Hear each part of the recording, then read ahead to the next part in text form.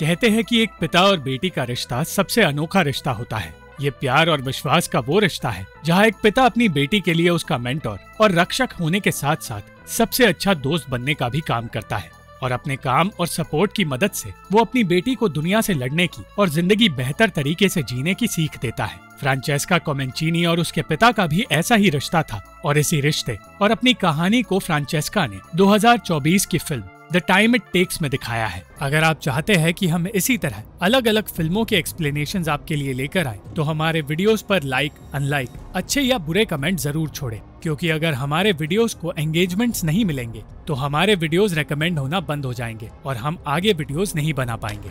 Luigi कोमेंचीनी Italy के एक मशहूर फिल्म डायरेक्टर हुआ करते थे और अपनी बेटी फ्रांचेस्का से बहुत प्यार करते थे।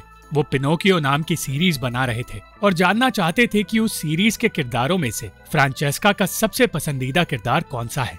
उन्होंने फ्रांचेस्का को समझाया कि कोई भी किरदार या इंसान बुरा नहीं होता, क्योंकि जो बहुत अच्छा नजर आता है उसमें भी कुछ बुराइयां होती है और जो बुरा नजर आता है उसके अंदर भी अच्छाई छुपी होती है। लुइजी ने फ्रांचेस्का को अपने डर से जीतना सिखाया और उसे कहानियों और म्यूजिक के जरिए इमेजिनेशंस में खोकर खुश रहना भी सिखाया। जब लुइजी को पता चला कि फ्रांचेस्का को वेल से डर लगता है तो उसने उसे एक सर्कस में ले जाने का फैसला किया जहां वेल्स को भी लाया जा रहा था।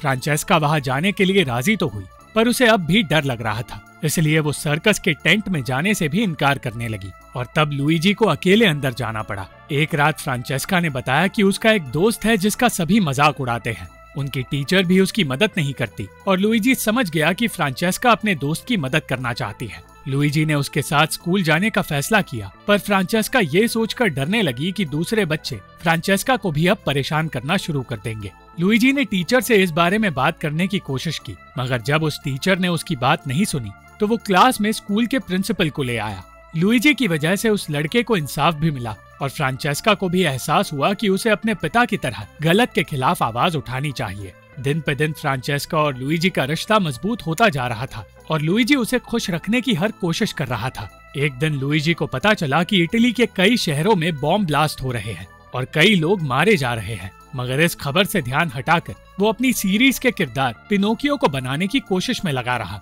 और फ्रांचेस्का भी उसके इस काम का हिस्सा बनी रही। पिनोकियो एक ऐसे कारपेंटर की कहानी है जिसने लकड़े से एक बच्चे को बनाया और उसे पिनोकियो नाम दिया। बच्चों के इस फेरीटेल को एक सीरीज में बदलना उसके लिए आसान नहीं था, पर लुइजी ने ये काम बहुत अच्छी तरह किया और फ्रांचेस्का हर वक्त सेट पर लुइजी के पास ही मौजूद रही।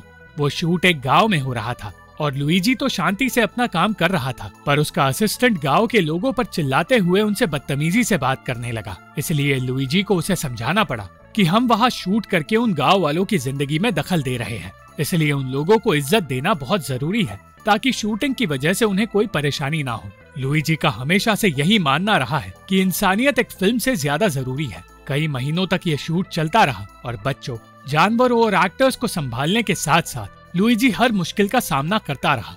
इस बीच फ्रांचेस्का ये भी समझ नहीं पा रही थी कि वो फिल्म के फ्रेम में नजर आ रही है और फ्रेम से हटने की कोशिश में वो वहाँ से बहुत दूर चली गई और खुद को संभालने के लिए वो अपनी ही इमेजिनेशन का सहारा लेने लगी। लुइजी ने अपनी सीरीज के लिए एक मेला भी बनवाया था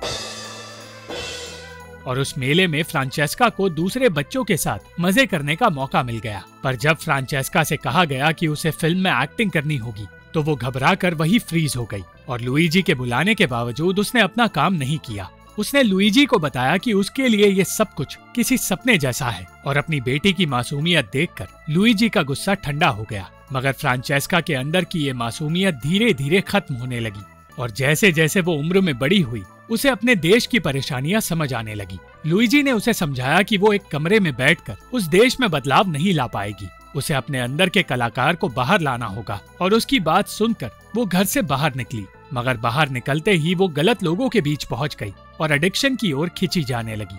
वो ये समझ ही नहीं पाई कि वो अपने आप को एक ऐसे भविष्य में ढकेल रही है जो भविष्य उस वेल की तरह डरावना है जिससे वो दूर रहना चाहती थी।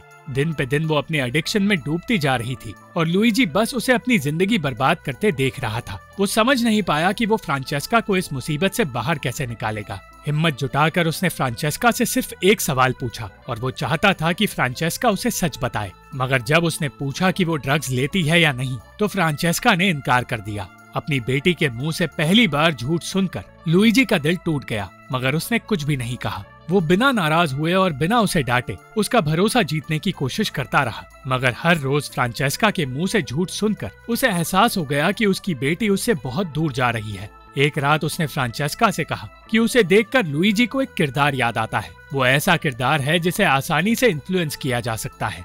और ये सुनकर फ्रांचेस्का ने कह दिया कि एक छोटी लड़की और एक उम्र में बड़ी लड़की के लिए जिंदगी अलग होती है। बचपन में कोई परेशानियां नहीं होती थी, पर बड़े होने पर परेशानियों का पहाड़ हमारे सर पर आ गिरता है। इसलिए जिस तरह लुइजी छोटी फ्रांचेस्का को कहानियां सुनाकर संभाला करता था, अब उस तरह नहीं संभाल सकता।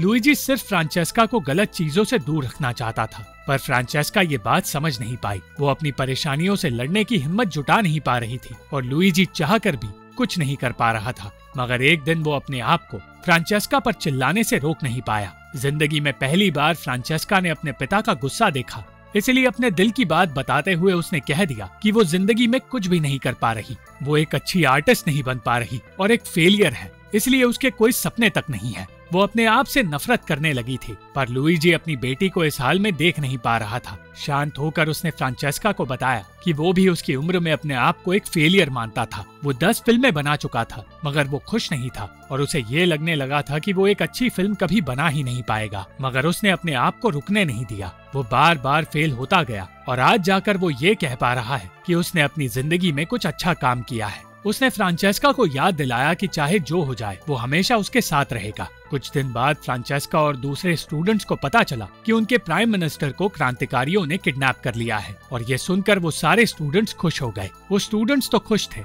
पर लुइजी खुश नहीं था, क्योंकि वो जानता था कि प्राइम मिनिस्टर को मार दिया जाएगा, और बिल्कुल वही हुआ। इस बीच फ्रांचेस्का के बॉयफ्रेंड की भी मौत हो गई। लुइजी समझ गया कि फ्रांचेस्का अपने आप को संभाल नहीं पाएगी, इसलिए वो खुद उसे संभालने उसके पास गया। कुछ वक्त के लिए उसने अपनी बेटी को रोने दिया, मगर उसी वक्त उसने फ्रांचेस्का से कह दिया कि वो उसे लेकर पेरिस जा रहा है। फ्रांचेस्का ये जानकर हैरान हो गई कि वो दोनों उसी वक्त पेरिस के लिए निकल रहे हैं। लुइजी ने फ्रांचेस्का को वहाँ से कहीं भी जाने नहीं दिया, क्योंकि वो जानता था कि इस हालत में वो फिर से नशे का सहारा लेगी। लुइजी पूरी तरह उसे नशा करने से रोक तो नहीं पाया, मगर अपनी बिगड़ती तबीयत का ख्याल ना करके वो सिर्फ फ्रांचेस्का के बारे में सोचता रहा।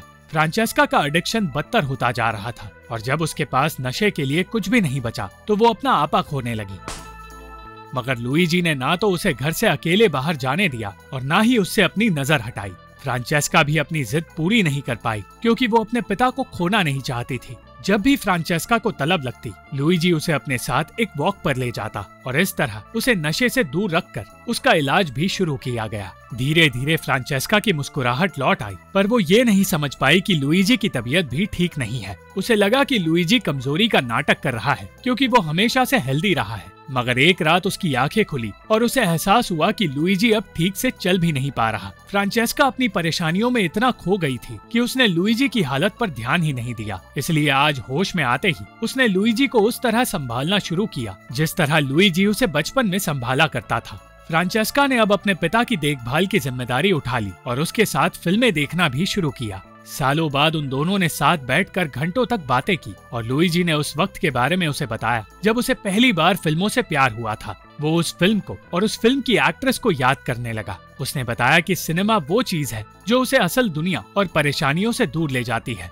और ये सुनकर फ्रांचेस्का ने फैसला किया कि वो भी अब अपनी इमेजिनेशंस को अपनाएगी। उसे एहसास हुआ कि अब वो पूरी तरह ठीक हो गई है और उसी रात वो फ्रांचेस्का लौट आई जो कहीं खो गई थी। जल्द ही फ्रांचेस्का ने शादी कर ली और कुछ सालों बाद उसने लुइजी को बताया कि वो अपनी पहली फिल्म बना रही है। वो ये फिल्म अपनी जिंदगी के बारे में बना रही थी और लुइजी की सलाह चाहती थी, पर लुइजी ये जानकर खुश नहीं था कि फ्रांचेस्का अपनी ही जिंदगी के हिस्सों को एक फिल्म के जरिए लोगों तक पहुंचाना चाहती है। उसने ये भी कह दिया कि वो खुद ये फिल्म देखने की हिम्मत नहीं जुटा पाएगा और तब अपना फैसला बदलकर फ्रांचेस्का ने एक फिक्शनल कहानी पर आधारित फिल्म बनाई। उसकी फिल्म को हर किसी ने पसंद किया और उसकी कामयाबी देखकर लुइजी बहुत खुश हुआ, मगर वो जानता था कि फ्रांचेस्का खुश नहीं है। फ्रांचेस्का ने अपने पिता की आखिरी फिल्म में असिस्टेंट का काम किया और बचपन की तरह फिर एक बार अपने पिता के साथ सेट पर काम करके उसकी सारी खुशियां लौट आई। अंत में फ्रांचेस्का के साथ एक फिल्म देखते हुए लुइजी फूट फूट कर रोने लगा, क्योंकि उस फिल्म को अपनी बेटी के साथ देखकर उसे फिर एक बार सिनेमा की खूबसूरती याद आ गई।